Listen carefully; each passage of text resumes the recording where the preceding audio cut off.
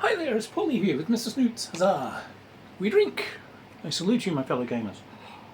You have to excuse me, it's 117 degrees Fahrenheit here, and I've had to turn the AC off so it doesn't drown me out for your videos. He's going to swim later. Alright, so the post office was kind to me, and I got hold of a gem that I've wanted to see for years. Talislanta. Now, this is their new Ultimate Edition, their Epic Edition. This has just come out. I had not seen Talislanta before. I have been aware of it, but I've just never played it and I've never read it. So this has been me coming to it completely afresh.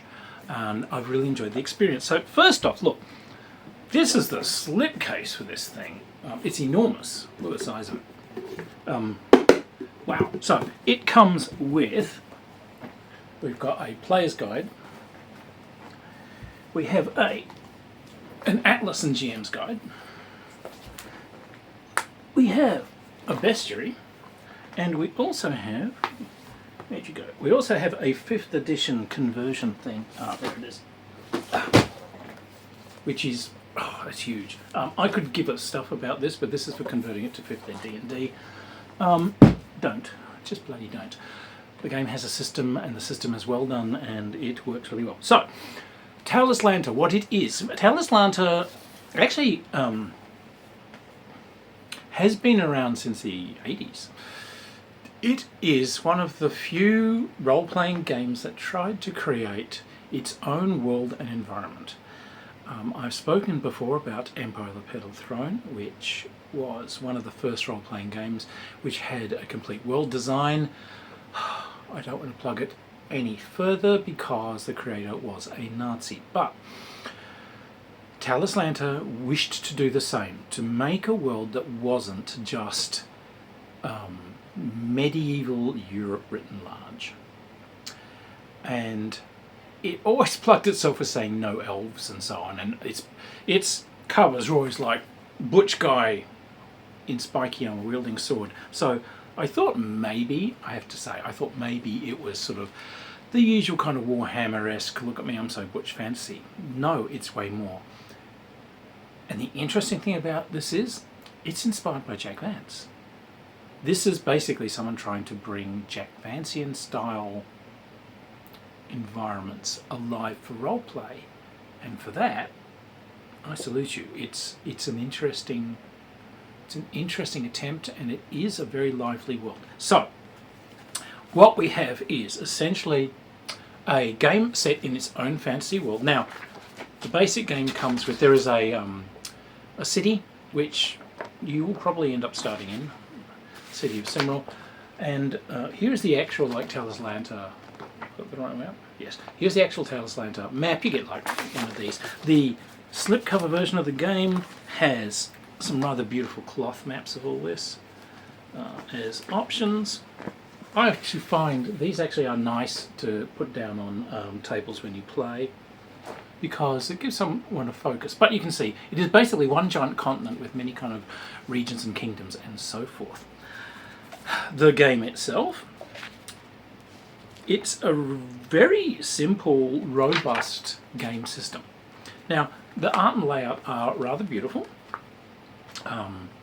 It's filled with artwork, and it's been a very expensive production. They obviously got some great backing. But it is a roll D20 roll high, but there is a chart. And that chart basically says that 0 to 5 is a fail, 6 to 10 is a partial success, 11 to 15 is a success, 16 or higher is a good success. And it's got examples there saying, for instance, if this is combat, a partial success will only do about half damage, whereas a good success will do extra damage or ignore armor, and so forth. It is a game where advantage and disadvantage is expressed by pluses and minuses to the dice roll. If you're doing combat, your characters have skill levels in these skills, which give them bonuses. You roll, and if you have a higher skill than your opponent, you're rolling for success, but you add the difference between your skill and the opponent's skill. So if you're skill 3 and he's skill 0, you'll be rolling that d10 and adding +3 to your results. If you were skill 1 and you're attacking someone that's skill 3, you'll be subtracting 2 off your results. Magic is done as a skill roll.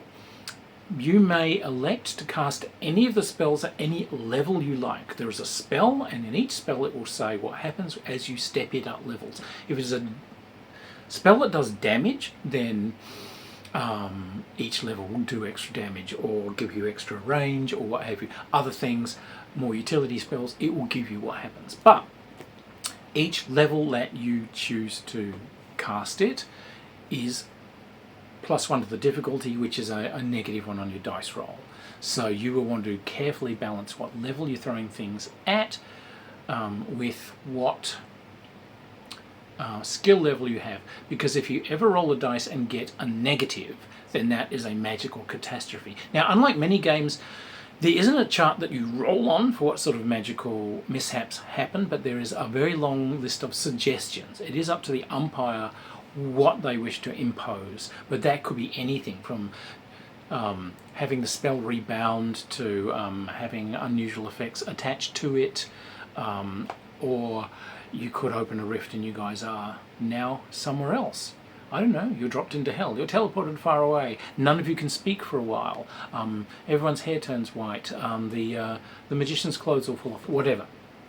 Up to you as to what you impose. You can cast a number of spells per day equal to your skill level, so the higher your skill, the more stuff you can do. They say you can either cast spells from memory, you memorize a certain number, or you can read them straight off scrolls or spell books. The difference is that the ones from memory, you can only do so many a day. The ones reading from books take you time, because you have to, open your mighty scroll and read the sodding thing, so they're not really combat utility things, because it's going to take you, a turn to read it before you actually throw the spell.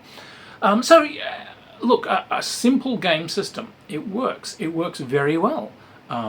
You just have to keep that framing in mind. 1 to 5, fail. 6 to 10, partial success. 10 to 15, success. 16 high, whee! And negatives are critical failures. And maximums is a critical hit. Fantastic.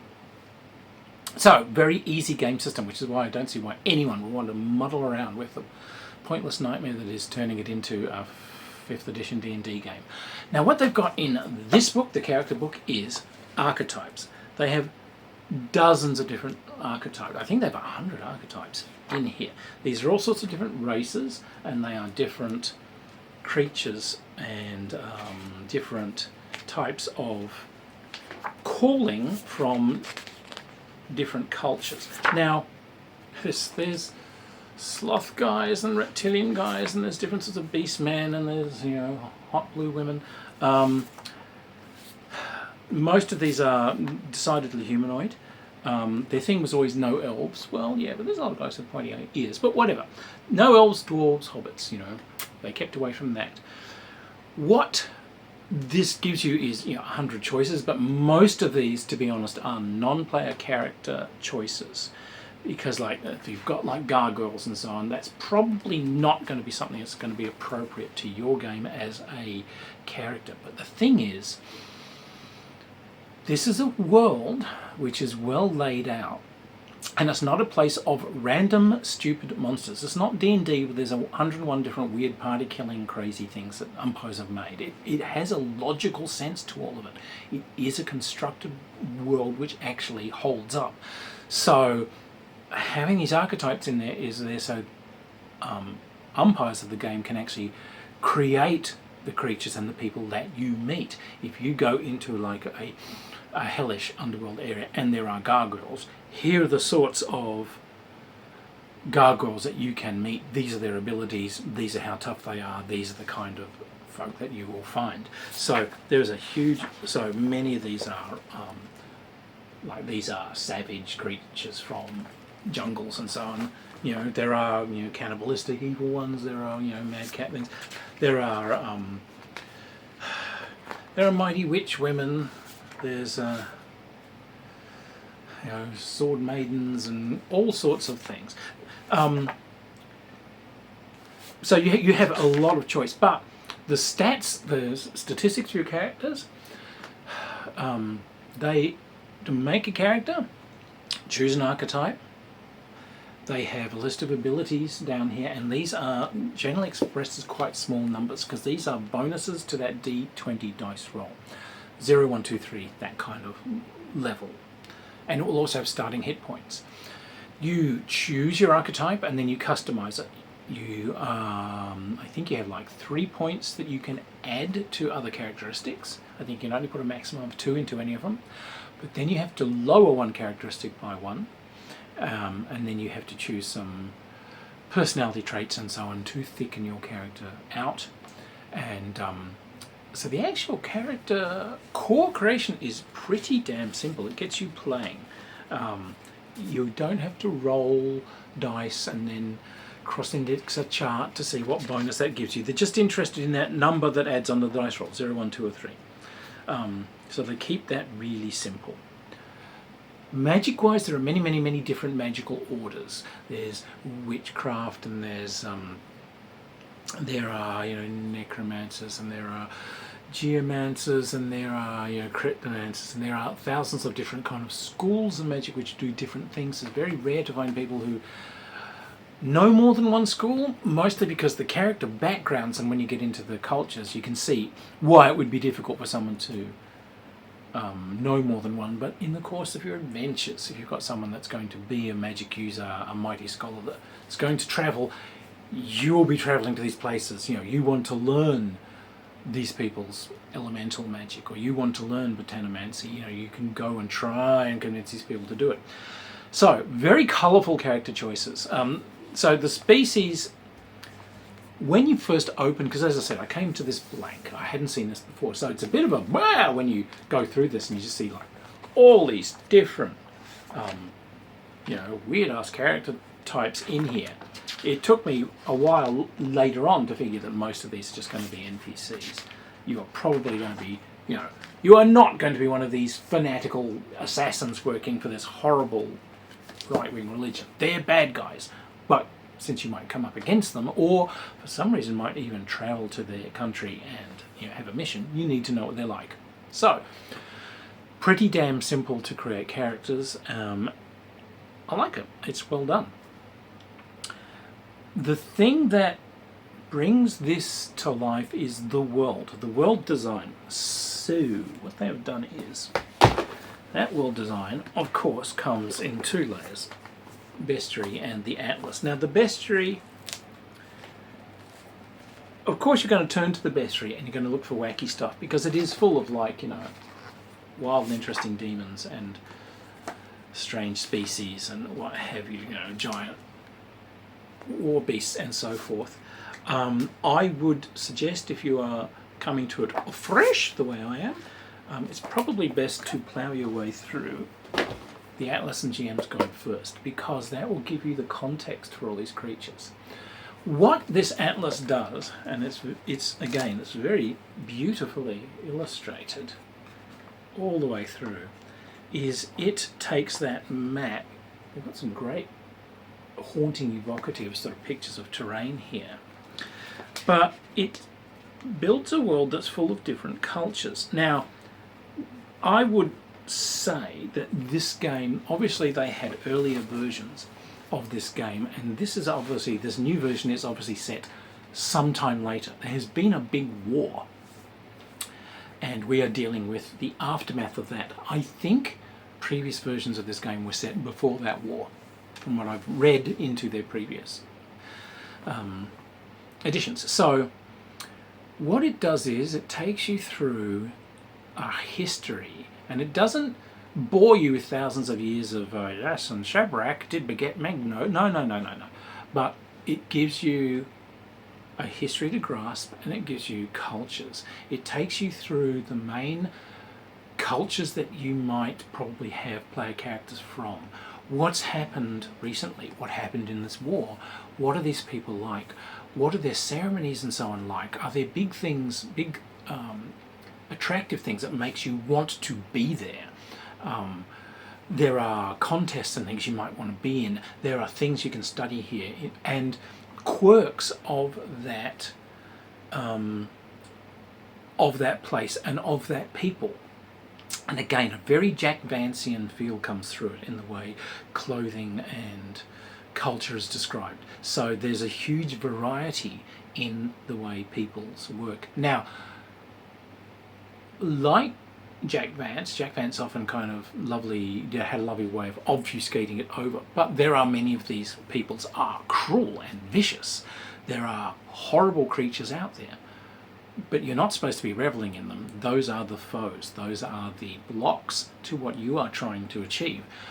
If you are trying to reach this particular location because there are supposedly the wrecks of airships from a previous war up on these peaks, and they carry, technology that is useful, you've got to look at that map and think, yeah, but it's surrounded by the jungles of these people who are, ooh, let's take a brief look at our primer. Oh, yes, this is a bit like going definitely into, cannibal country, headhunter. Do we want to do that? How do we do that? They've got to trade with people. You've got to start figuring out how you're going to handle it. Are you going to rush through? Are you going to fight your way through?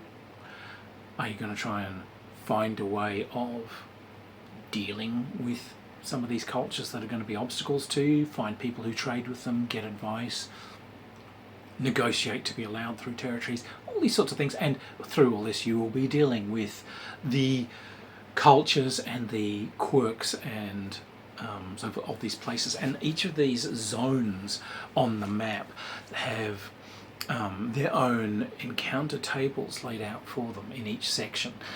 So it will take a zone and it will tell you, here's the dominant culture here. Here are also these peoples who live in this particular area of it, why you might want to go here, places of interest. This is what used to be in this area, so this is why some people might come here. This is an area where this previous culture had its tombs, so some rather dodgy tomb raiders do keep creeping into this area. This is an area that's in dispute between these two different cultures. So it fills all that in, then it gives you all the encounter tables that make each of these places unique. And it does keep each of these cultures very unique. They're very difficult to deal with in many ways. Because, if you just come brassing in the usual role-playing game way of, I've got a group of dowdy adventurers and I'm just going to hex bash my way clean across it. No, this is an actual world that's got politics and armies and cultures that do and don't like each other and border disputes and, you have to do a slightly more mature type of play than just the normal me want to be murder hobo bash. You can certainly give that a try, but you're losing out on what the game has to offer you.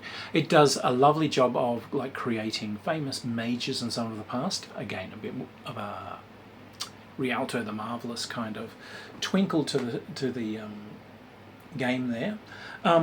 It's beautiful. It also gives you in there. They did a number of art pieces in their Kickstarter, and they're there to give you sort of a feel of the world. They've tried to go for vistas, is one thing I've noticed. They've tried to make majestic and unforgettable terrain. It's not just swamp, it's not just desert. They've sort of tried to make these places that are absolutely striking, and they've done that with some very good artwork to really get you in there. They've shown you some amazing ruins, they've shown you weird spires, strange monoliths, strange ruins, demonic gods, etc. They've done a very good job on making a striking environment. The bestiary, the reason I say it's best to go through the atlas first is that it will say this desert or this area normally not travelled. It's quite famous for being haunted by this or that, or there are ghostly winds come from these old battlefields in this area. Some people say that some kind of evil spirit can sometimes ride those winds. Or it'll just say, these plains here are great. Once a year there's a migration of these particular beasts. It's highly ill-advisable to try crossing this region during migration and so on. So it puts the bestiary into a context. So this bestiary, there's a lot of space that is given in this to things like extraplanar entities, things from Underworld, Shadow World and so on, because there are some portals into this. And, you know, some of these are, of course, horrifying. Demons and so on are a major thing. But that's not what you're really... elemental demons, like sand and storm and so on, these aren't really things that you're going to be facing a lot. You're going to be, hopefully, trying not to be killed by something that's 500 times tougher than you are, but they remain as threats. There's no reason why you have to wail in with a sword on these things. Covering yourself over with sand and hiding while the nasty sand demon goes past is probably a better way of dealing with it. But it is full of the strange predators that they have said, you know, exist in different areas, and some of the monstrous vampiric sort of things. Some of the strange beasts that hang out in different areas. Like so many of these kind of worlds, there are some really wacky riding beasts. There's some really kind of spooky, scary stuff. I love it. None of this is crimped from your usual fantasy world. It's all very unusual. You know, it's all like definitely... It owes very little to anywhere else. It is its own setting, and that's what I think I love about this. I think I would happily run this game. If you like fantasy games that do have, you know, magic slinging and sword waving, but where there is a context for that. So you are serving a cause, or you are in a world where there are actual cultures, differences, consequences. So there's a context for adventures. I think Talislanta is a very good choice. Also, if you played things like Dungeons and Dragons and whatever for years, Talislanta will keep your players guessing because it's all going to be new to them, which is fine, because if you play them as someone from like one of those fairly civilized regions and then send them out wandering and exploring, you're not too overwhelmed as an umpire, because you're going to be reading up on areas that they're going to and coming up with appropriate things, and they're going to be discovering the world with you. So it's not overwhelming to dive in and play it. You don't have to read all this stuff and memorize it. So, you know, that's lovely. But I think it's a good game, and I think it's a good setting. They set out to try and make a world that had Vancian charm to it, which means it has cultures that have a depth of character to them, which can, for good or ill, become a part of your adventures, and to create a world of unforgettable vistas, a place that has its own struggles and history. This isn't a place where there are just for no reason 10 random orcs that you bump into in the wilderness who attack you, and, you know, I'm in the fields and suddenly a griffin attacks. There is a rhyme and a reason to it, and there are certainly areas filled with random dangers, but you knew those areas were dangerous when you went there, and you knew the kind of things you might have to face. If you go into that desert, you know that there are bandit tribes that go through there, and you also know that the stone monoliths around there are rumoured to be haunted by some kind of strange ghoulish creatures that come out at night. So it's on you, but that allows you to create a tension, and it allows your characters to actually plan and have their choices way more affect the game that you play and the adventures that you have. So look, cheers to the designers on this one. This has been a long-lasting game. It's obviously got good bones. It has a following that adores it. The game system, like I said, simple but robust. Takes seconds to teach someone. Creating a character and getting ready to play, creating the character itself is going to be mere minutes of time. You might spend half an hour flicking through your 100 potential choices trying to find out which thing you think is cool. And as you turn around to the umpire and say, "Hey, I want to play this demon," and the umpire has to patiently explain that no, you're not going to be a vampiric creature from the middle of the sand wastes, my friend. You are in fact going to come from over here. But again, the choices are never silly. I think Talislanta is good work. I'm very glad it has survived. I'm very glad to see this edition. I hope it gets a wider audience. I truly do. I think it deserves it. I think it is a work of love. I think it has a following that loves it, and it deserves to be seen and played. Go and check it out if you've never seen it before, and I don't think you'll be disappointed. It's a lovely piece of world design. Anyway, Mr. Snoots and I will hopefully see you around a gaming table someday. It's difficult times at the moment out there in the world, particularly for those of us who are from marginalised communities. So take it easy, look after yourselves, look after your personal safety, and do what you can to fight the bastards. Cheers, everyone.